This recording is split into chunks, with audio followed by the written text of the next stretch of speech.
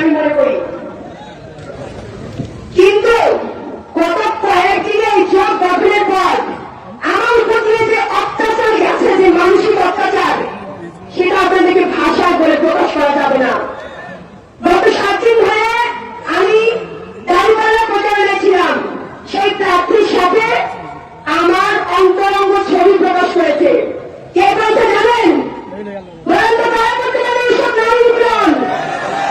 বিএনপির ভাইরা, এদেরকে এখন আমরা ভাই বলি। স্পষ্ট আছে, কোন দল করলে একটি দল না।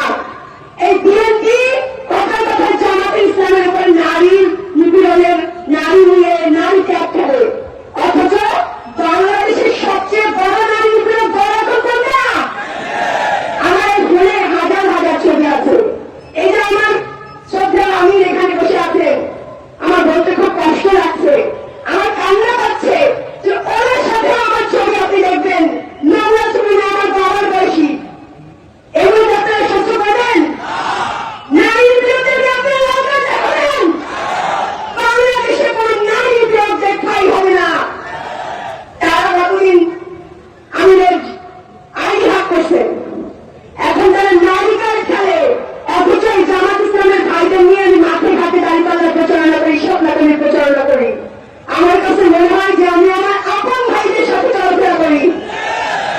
বাংলাদেশের ঐক্যবদ্ধ বাংলাদেশ জোট এবার নারীদের জন্য এমন ব্যবস্থা নিয়ে আসবে যে বাংলাদেশের নারীরা এবার তাকিয়ে তাকিয়ে দেখবে যে 50 বছরে যে নারীদের যে অধিকারের নামে নারীদেরকে পিছিয়ে রাখা হয়েছিল, সেটা বাংলাদেশের ঐক্যবদ্ধ জোট এবার এমন ব্যবস্থা নিয়ে আসবে যে নারীরা এমন একটা সময় রাস্তায় নামতে ভয় পাবে না।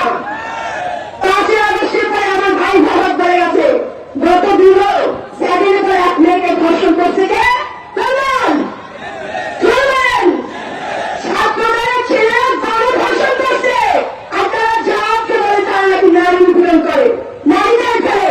আজকে আমি ইলেকশনে দাঁড়িয়ে দেখা আমাকে অন্তত 100টা মিডিয়া থেকে ফোন করে জোর করে বের করানো হয়েছে, যে জোর করে বের করার চেষ্টা করা হয়েছে যে আপনারা বাদ দিছে। অথচ আমি নিজেই ইলেকশন থেকে সরে গিয়েছিলাম, নিজের